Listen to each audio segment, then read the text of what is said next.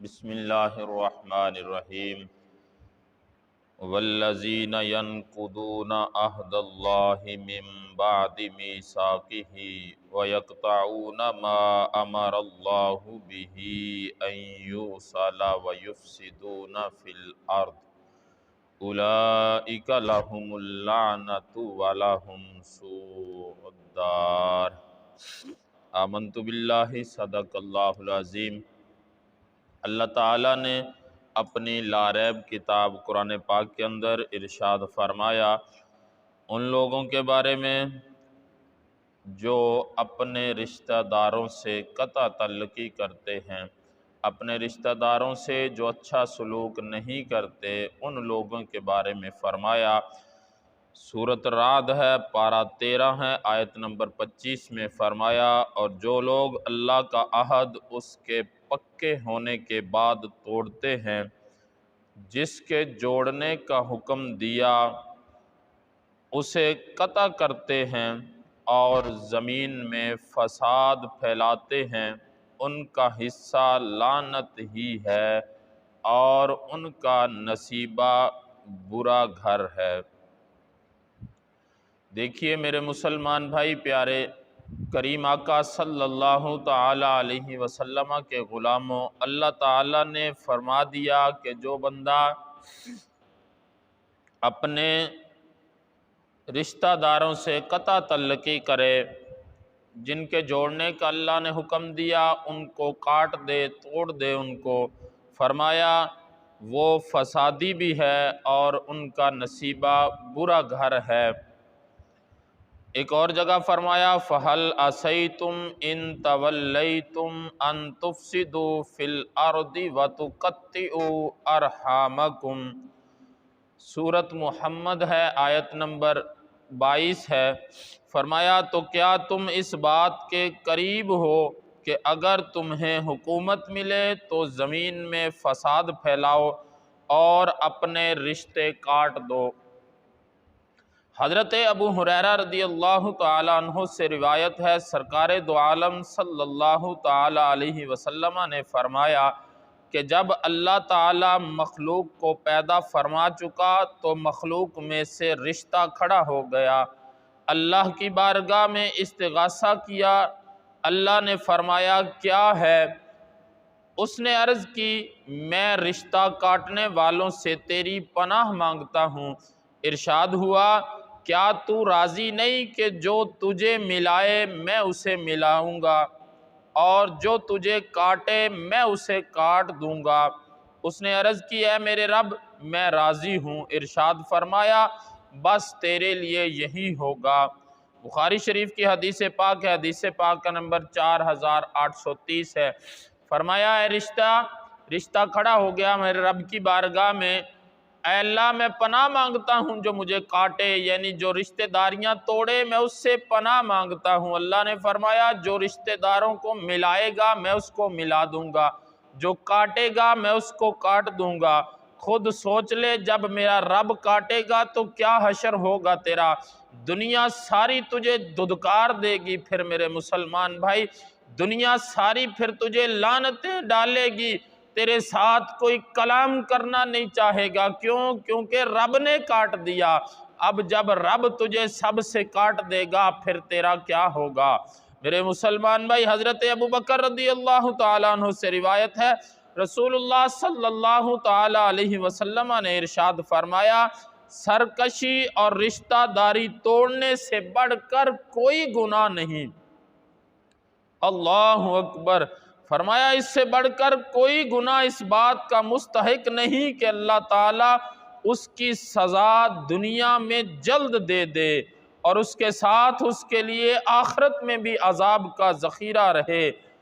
اللہ اکبر۔ یعنی دونوں گناہ دنیا میں بھی جلد سزا اور آخرت میں بھی عذاب کے مستحق ہیں۔ وہ لوگ جو رشتہ داروں سے رشتہ داریاں توڑ دیتے ہیں، بول چال ختم کر دیتے ہیں، سن لے میرے محبوب کا فرمان۔ فرمایا ترمذی شریف کے اندر حدیث پاک کا نمبر 2519 ہے۔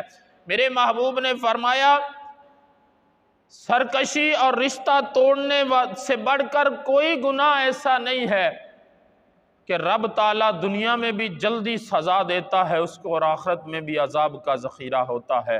کیا تو دنیا میں عبرت کا نشان بننا چاہتا ہے میرے مسلمان بھائی؟ کیا تو ایسا چاہتا ہے کہ دنیا تجھ پر تھوکنا شروع کر دے؟ کیا تو یہ چاہتا ہے کہ دنیا تیرے ساتھ تعلق ختم کر دے؟ کیا تو یہ چاہتا ہے کہ دنیا تجھے منہ نہ لگائے؟ اگر ایسا نہیں چاہتا تو پھر اپنے رشتہ داروں سے اچھا سلوک کرنا شروع کر دے۔ پھر اپنے رشتہ داروں سے جو تو نے قطع تعلقی کی ہوئی ہے، جو رشتہ داروں سے بول چال ختم کیا ہوا ہے، میرے مسلمان بھائی پھر ان کے ساتھ بولنا شروع کر دے۔ کریم آقا صلی اللہ تعالی علیہ وسلم کا فرمان مسند احمد بن حنبل کے اندر ہے، جلد 3 صفحہ 266 پر ہے۔ مجمع الزوائد کے اندر جلد 8 صفحہ 136 پر حدیث پاک ہے۔ پیارے محبوب صلی اللہ تعالی علیہ وسلم نے ارشاد فرمایا، جسے خوش آئے کہ اس کی عمر دراز ہو، رزق وسیع ہو، بری موت دور ہو، وہ اللہ سے ڈرے اور رشتہ داروں کو جوڑے۔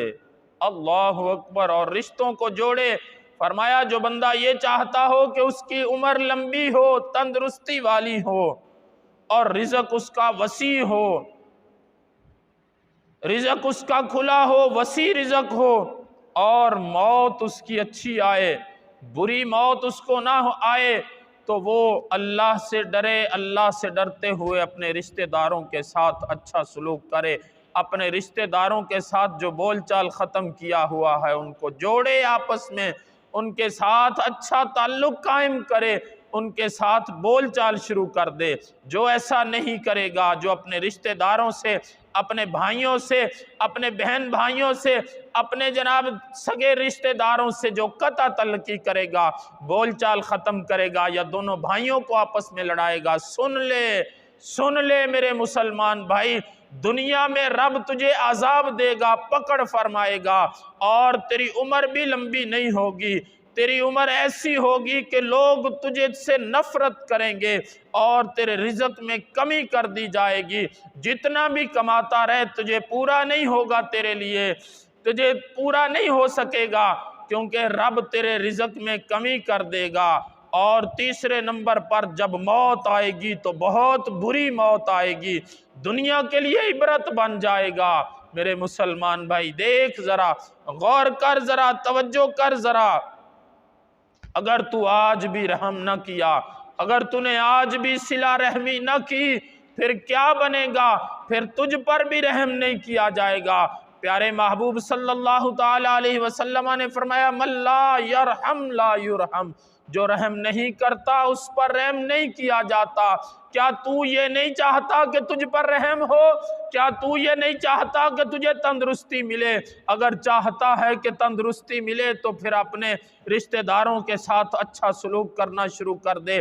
اگر تو یہ نہیں چاہتا تو پھر وہ دن دور نہیں جب رب کی پکڑ ہوگی، رب کے عذاب میں گرفتار ہو جائے گا، پھر تیری تندرستی ختم ہو جائے گی، تیرے پیٹ میں بھی درد شروع ہو جائے گا، تیری نیند ختم کر دی جائے گی، تیرا سکون چھین لیا جائے گا، نہ دن کو سکون ہوگا نہ رات کو سکون ملے گا۔ میرے مسلمان بھائی سوچ لے، غور کر لے، اگر یہاں سے اٹھتے ہی تو گر جائے، گرتے ہی تیری ٹانگ ٹوٹ جائے، جن ٹانگوں پر تجھے فخر ہے، اکڑ اکڑ کے چلتا ہے، پھر کیا کر پائے گا؟ ایک نہیں دونوں توڑ دے میرا مالک تو پھر کیا کر پائے گا؟